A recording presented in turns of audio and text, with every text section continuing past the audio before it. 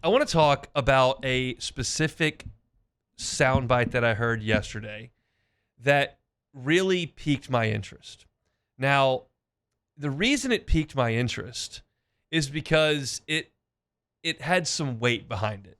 I have spent parts of 15 years in press conferences. I have listened to 15 years plus of interviews on the radio and on television, and I tell y'all all the time, even though I'm in the soundbite business, I find most soundbites to be pretty hollow. This day and age, people know how to answer questions without causing a stir, without creating a ruckus, without causing friction or controversy, and we'll sit at SEC Media Days next week, and we will hear a lot of coach speak. We will hear a lot of rehearsed player speak.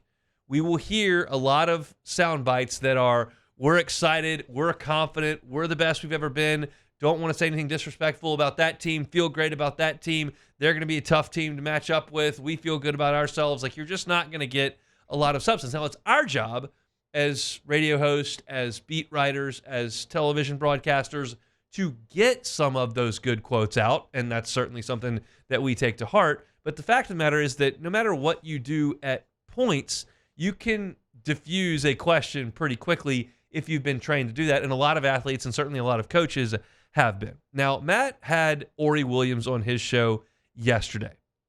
Ory Williams, a redshirt freshman offensive lineman, and he was great on the show. I highly recommend you go back and check out that interview on demand if you can. I also wrote about it at LouisianaSports.net. If you'd rather read, I've got a lot of the best quotes that are in that story that I put up earlier this morning. He was great, but one of his answers very, very much stood out over the rest of them.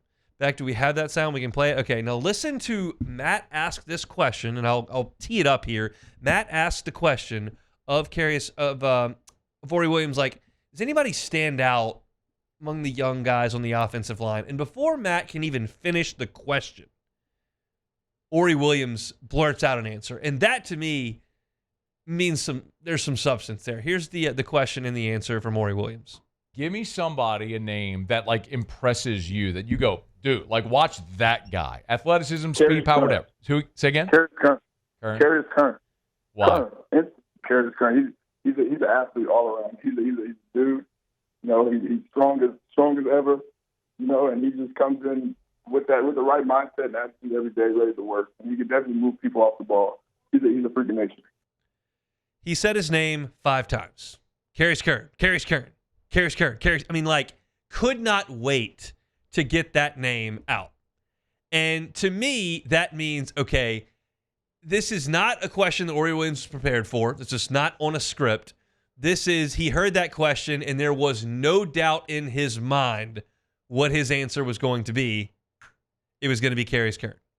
And that is interesting to me because you are looking at an offensive line here that really doesn't return a starter. Like, yes, DJ Chester is returning. He was your center last year.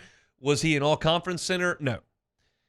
Did they bring in a center that probably profiles as a better center in Braylon Moore? Yes. So that means DJ Chester probably moves positions, and that means you don't have a single starter back, okay? So it is a free-for-all on that offensive line as to who's going to get some spots. And right now, if I asked most LSU fans, myself included, to handicap that race on the offensive line, I'm giving you Braylon Moore at center. I'm giving you DJ Chester and Josh Thompson at the guards. I'm giving you Weston Davis and Tyree Adams at the tackles. I feel like that's likely the first 5 today. But I think you would be foolish to discount Paul Mabenga. Bo Bordelon has been here now for 2.5 years. Ory Williams is physically monstrous and has worked at guard now. Cohen Eccles got some snaps last year.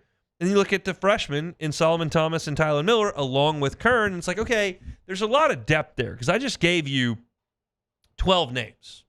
So Brad Davis is a lot of guys. But if you want me to peg a guy that is likely as a young player to come steal some reps, I just take Ory Williams' word for it, quite frankly, because that was a very, very demonstrative answer to that question. We saw Curne a lot in the spring. We saw him working at guard. We saw him work a little bit at tackle as well. You look at his measurables, he's 6'5", 335 pounds. If you watch on the internet, he does backflips. If you saw the internet yesterday and today, he's throwing up massive, massive weight on the bench press. That's been shown. You're talking about a guy that can throw up 425 pounds with what looks to be fairly minimum effort. He athletically, strength-wise, the whole package is ridiculous. And there's a reason that On3 ranked him the number one interior offensive lineman in the country last year.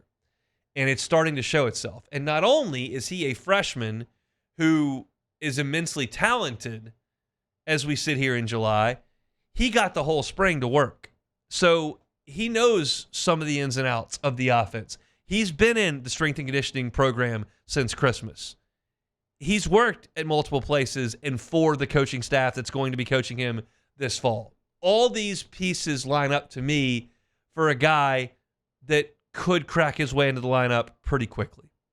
And to me, like, very, very rarely, like, I've never seen a Will Campbell situation. I've never seen a freshman offensive lineman come in and the head coach go to the microphone and say, 2 weeks into spring ball, he's a left tackle. Like, I've never seen that. But what you have seen a little bit more over the last few years, call it a decade, is freshmen coming in and playing on the offensive line. You saw Trey Turner do this as a redshirt freshman. Vidal Alexander played as a freshman. Of course, you know that you saw Will Campbell and Emory Jones play as freshmen. Like, we have seen freshmen come in and take snaps. And I feel like you could be looking at an Emory Jones type situation here with Carries Curne. Because Emory Jones was a high 4-star, 5-star recruit, came in, did not start the opener against Florida State, but they quickly looked at that offensive line and went, I think we can upgrade talent here. Boom. Put Emory Jones in there the second week. He never came out of the lineup. And I'm not telling you that definitely Carries Curne is going to start at Clemson. I'm not telling you he's definitely going to start in week 2 against Louisiana Tech or against Florida. He could.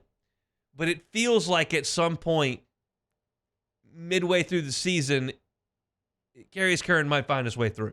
Because as I look at this offensive line that I mapped out to you, with Moore at the center spot, Chester and Thompson at the guards, and Adams and Davis at the tackles, like, Curne is as physically gifted as any of them, and more so than a couple.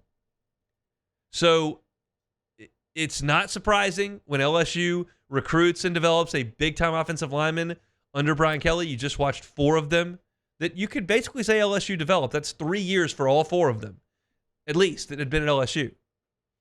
And they're all being drafted. It's just what Brian Kelly's system does. And Curne feels like he very well could be the next guy in line for that spot. So, I strongly recommend you go back and listen to Ory Williams. He was great on Matt's show yesterday. But that answer, where he demonstrably said Carries Curne's name 5 times, as someone who listens to press conferences for a living, I just went, oh, whoa, okay. There's something behind that. He's not just making that up. So, very, very cool, and feels like LSU's got a potential star there in Carries Curne. Hey, thanks for watching Hunt on LSU. Before you get out of here, do us a couple of favors. Hit that like button, leave your comments below, and subscribe to the channel for all your Fighting Tiger football talk. See you next time.